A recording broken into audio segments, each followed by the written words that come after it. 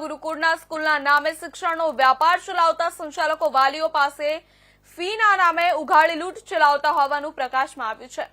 RTE હેઠળ admission મેળવનાર વિદ્યાર્થીઓના વાલીઓ પાસે પણ તગડી ફી વસૂલવામાં આવી રહી હોવાની હકીકત એક વાલી દ્વારા ફરિયાદ કરતા સામે આવી છે।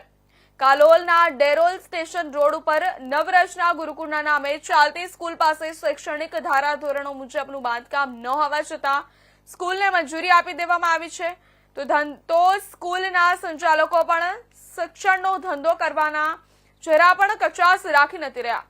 ગુરુકુળ જેવા સાંસ્કૃતિક નામના આધારે શિક્ષણનો ધંધો ચલાવનારા આ સ્કૂલના સંચાલકોએ સ્કૂલમાં કેન્દ્ર સરકારની રાઇટ ટુ એજ્યુકેશન એટલે કે આરટીઈ યોજના હેઠળ વિનામૂલ્યે શિક્ષણ મેળવતા વિદ્યાર્થીઓના વાલીઓ પાસે પણ તગડી ફી વસૂલી રહ્યા હોવાનું સામે આવ્યું છે।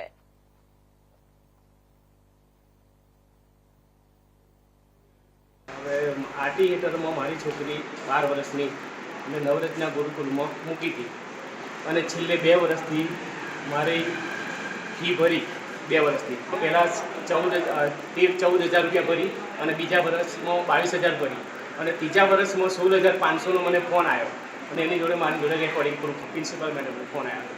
અત્યારે હું સ્કૂલમાં મળવા માટે ગયો હતો એટલે સ્કૂલમાં મને એવું કીધું કે તમારી છોકરી 6ઠ્ઠા ધોરણમાં ફેલ થઈ છે। એટલે હું સીધો આવ્યો મામલતદાર સાહેબની ઓફિસમાં।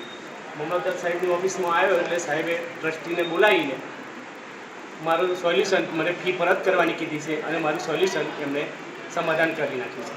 2 વર્ષની ફી લીધી ના ત્રીજા વર્ષનો ફી મારી લેવાની તૈયારી હતી પણ મને ગામના એક સાહેબે શિક્ષક સાહેબ હતા એમને મને એવું કીધું કે આપણે આરટીઈ હેઠળમાં કશું ભરવાનું હોતું નથી એટલે મને એમને જાણ કરી એટલે આ વર્ષ પછી મેં ફી ભરી નથી।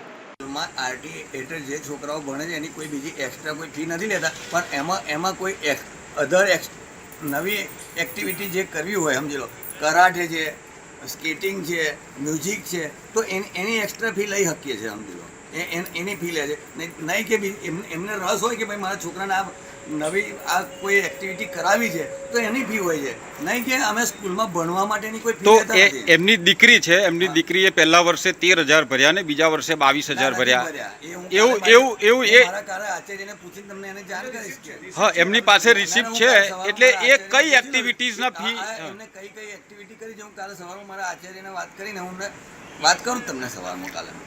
ઓકે શું નામ આપનું? મારું નામ ભરતભાઈ।